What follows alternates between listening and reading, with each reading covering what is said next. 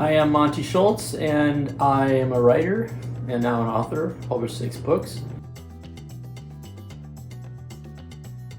My latest novel is called Metropolis, and it's a book set in a fictional republic in a time of eugenics, background of societal collapse and moral turpitude. The inspiration of my story came from the idea of writing a novel about big themes.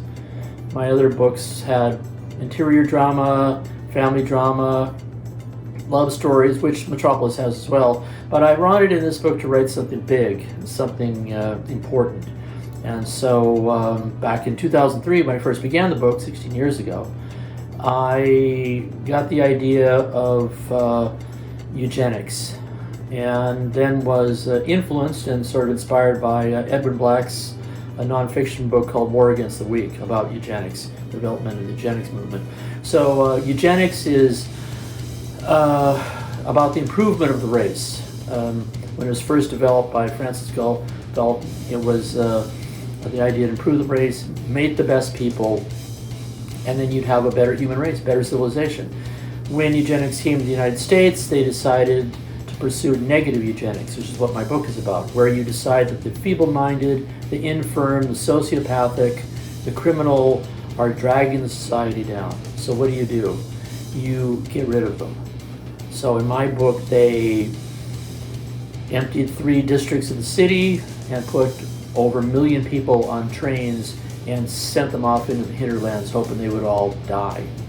And unfortunately, they didn't. They developed their own society with the natural world people who lived out there. And 40 years later, the Metropolis, people in the Metropolis, decided they want that land back. And so they attacked them. And they killed 200,000 in the first year. And that's led to a eugenics war that's gone on for now 60 years. My main character, Julian Bream, is a college senior, 22 years old, with a good family and a strong sense of moral character, right from wrong, what's good and right to do. And he's a good student, but he's not a great student. He feels he's letting his father down by not being the best he can be at Regency College. And his roommate, Freddie Barron, is also a mediocre student, a brilliant puzzle solver, but unfortunate alcoholic as well. So into that story comes Nina Rinaldi, a beautiful, say 26, 27-year-old revolutionary bohemian with an 8-year-old sister named Delia. And she comes by offering a prize to help find her lost dog, which is a ruse to get to attract somebody. It ends up being Julian. She draws Julian into her life, into this web of deceit and mystery about what's going on. Somebody named Peter Draxler has stolen some architectural plans that seem to be very important to the Republic. So Julian joins this search for Peter Draxler into the mystery of what's going on with the war and eugenics and how to save the society. I don't really know what inspired the use of Julian and Nina, because I made that up a long time ago. I gave the book up for 16 years because I couldn't figure out how Julian could study the Greeks and the Romans in a fictional republic. But once I settled that in the spring of 2019, I just started writing the book, and Julian was a character I liked. He wasn't superhuman. He was just a normal, good kid with, as I said, a strong moral center. He wouldn't define himself as a hero, but he participates in what ends up being the salvation of the Republic. And Nina is an interesting, defiant, impatient, angry, seductive young woman. And I think she's really funny, but some people don't like her at all. And then they meet a lot of other interesting characters as Julian passes through the Republic into the Undercity, beneath the Metropolis, then out into the desolation and the distant hinterlands. I thought the book was fun to write. It wasn't that difficult. I had a writing schedule wherein I had to write one page, at least one page, every morning before I ate or drank anything. And it was a trial, I want to tell you. Many times I was trying to finish that one page, and I had visions of ham sandwiches floating in my eyes. So, and then later in the afternoon, I could write anything I wanted to, 2, 3, 4 pages, which I did, and I ended up writing the entire novel in 9 months. So I would say, in general, I don't love writing, although I did enjoy writing this book, but I do love having written. Gloria Steinem said that once. She said she loves having written.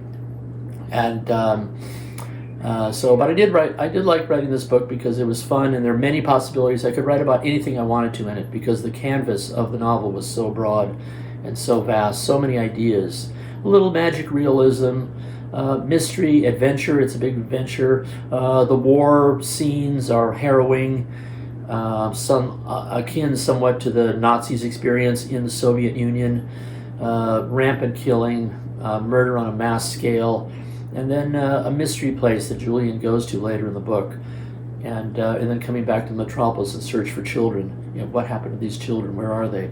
So I enjoyed writing all of that. It was really fun. It's fun because I didn't have any. I never have an outline. I just literally made the entire thing up, sentence to sentence, as I wrote it. So that's what I love about writing. Then reading it now, I thought it was really fun. It's really fun to read. I still enjoy reading. In fact, I like it better now than when I wrote it. Read. Every writer will say this, but it's true. You have to read, and you have to read widely. I read commercial fiction, literary fiction, nonfiction, poetry. Everything is disparate from 50 Shades of Grey and Midnight to Roberto Bolaño's 2666 and the novels of Cormac McCarthy. I love James Jones, Isabel Allende, Joan Didion. I'm always reading 2 or 3 books, usually one literary, one commercial. I love John Sanford's writing. I love Lee Child, his Jack Reacher novels. I've read all of Stephen King's books and Dean Koontz. So I love Norman Mailer. I love Carson McCullers, Thomas Wolfe, Carl Sandburg, James Gould Cousins. I read very widely, and that makes a big difference for my writing, I think. And I think that if you don't read, it really hurts your writing because you don't see possibilities that you could have. Commercial fiction authors ought to read literary ought to read commercial fiction. Why? Because the commercial people can see how to write better. Just write better. Just choose better words. For the literary people, have something happen in your book. It can't all be interior drama. Move it along, move it along, move it along. And that's what I learned from commercial fiction. Pacing. Literary fiction teaches me to write well, to write the best I can. Choose interesting words. Make sentences flow. Write poetically. So that's all I can say about writing. You have to read as broadly, as widely, and constantly as possible. You cannot say, I don't have time to read because I'm writing all the time. You can just be sure your writing will not be at the level that you really want it to be. You can find it on my website at metropolisthebook.com or on Amazon or at bookstores, local bookstores. It'll be available. It's available everywhere from August 23rd on. So find it, and I think you'll enjoy it. Thank you very much.